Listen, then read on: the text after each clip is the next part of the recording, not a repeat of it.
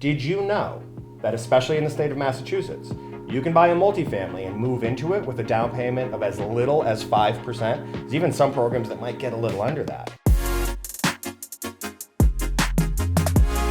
Welcome to my classroom. I'm Chris Collette, the real estate professor. So this week I want to talk to you a little bit about multifamily properties. Maybe you've watched all my awesome videos and you've bought a couple of three families. Maybe you're house hacking. Maybe you bought a three family, one of the units was vacant, and now you're living in it and your other two tenants are paying all your mortgage every month and then some. Wouldn't that be great, right? If you want to learn more about those, go back and check out the other videos on cap rate, cash on cash return, house hacking, the Burr method. Go watch those videos. I'm going to link them as well all over YouTube, Facebook, Instagram, so you can check out those videos too. But let's say you now own a multifamily, as a lot of my clients do, and you're thinking, Chris, market's so hot, maybe I want to sell it later this year, or maybe in the next couple years, or maybe I want to sell it, a three family, and maybe buy a six family, 6 units, 10 units. Maybe I want to cash in, buy something that needs more work, but is bigger building, multiple units. All these sorts of things are going to be great, especially if you can raise the value of your multifamily. So I want to talk to you about how to raise the value of a multifamily. 4 ways to make your multifamily worth more money tomorrow than it's worth today. So the first one is really just like any other house. It's cosmetic updates. Look around your building. Does it have wallpaper? Does it have floors that are maybe old linoleum or sticky tiles? Do the hardwood floors need to be refinished? Do you have laminate counters instead of stone counters? Are your appliances black or white or mismatched or just old in general instead of shiny stainless steel? These cosmetic updates, also think about curb appeal, the outside of your house. How's your landscaping look? If somebody stood in front of your house, would they look at it and go, that's a pretty house. I don't know what it looks like on the inside, but that's a pretty house. I'd love to walk up to that house every day when I come home from work. All of those cosmetic updates are the psychological way to have a buyer say, this is a nice house, I want to buy this. Especially if the person who's buying it's going to live there. You want them to enjoy living there, so you want them to say, this is a nice house, I want to live in it. The second way to increase the value of a multifamily is in the mechanical updates. So remember, a multifamily in its simplest form is a business.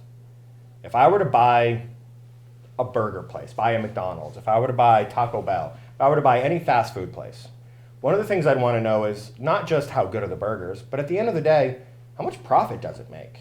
At the end of the day, what does a grill cost if I need to replace it? At the end of the day, what's it going to cost to upgrade my drive-through so there's 2 lanes instead of 1?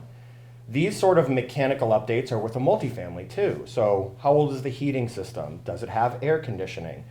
How's the plumbing? Does it have a lot of cast iron in the old 100-year-old multifamilies that might need to be replaced soon? These mechanical updates are going to be viewed by most investors as expenses, either as ongoing operating expenses or CapEx, capital expenditures. These are big investments like, does the building just need a new roof sometime in the next few years? Well, if you make these updates yourself, it'll save the next buyer money and time, and a lot of times they're willing to pay you more than what that update would have cost anyway. What I always say is the cosmetic updates will make you more money. The mechanical updates will keep you from losing more money, because when they get to the home inspection and they realize that that boiler's past its life, maybe it's 40, 50 years old, they're going to ask you for 5 to 10 grand to replace it, and you want to make sure that money stays in your pocket. The third way to increase your return on a multifamily is to sell it with one vacant unit. This is really for 2 reasons.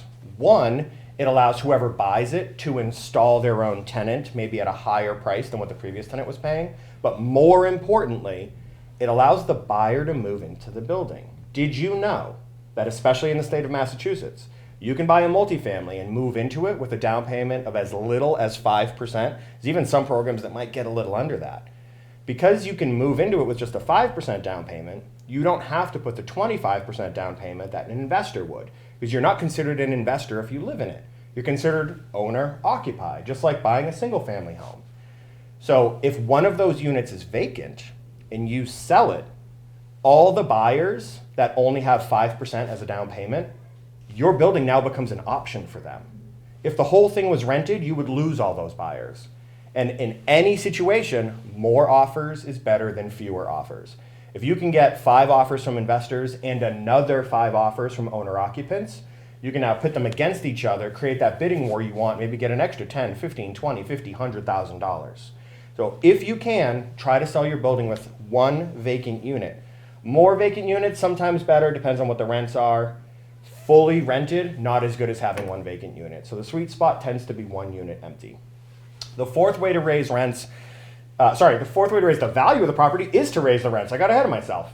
If you can raise the rents in your property, it's like saying that I'm going to buy 1 McDonald's where the hamburgers are $3 versus $2. At the end of the day, you're selling a product with a multifamily. It's the apartment that your tenants get to live in. And if I'm thinking about buying it, I want to know how much you sell your product for. If you can get $1,500 instead of $1,200, $2,000 instead of $1,500, then I look at it and I go, great, here are my expenses, here are my incomes. I want my incomes to be as high as possible relative to the expenses. So if you sell your home and the multifamily units are rented at a higher rent rate, that's going to increase both the cap rate and also the cash on cash return, which, as you saw in my previous videos, are the 2 metrics that most investors use to decide whether or not a multifamily is a good investment for them. So if you own a multifamily and you want to know what you can do in your property to raise the value, reach out to me and my team. I'm Chris Collette, the real estate professor, and if you're thinking about buying, selling, or especially investing in Mass or New Hampshire, we're here for you. Have a great week, and I'll see you guys next time.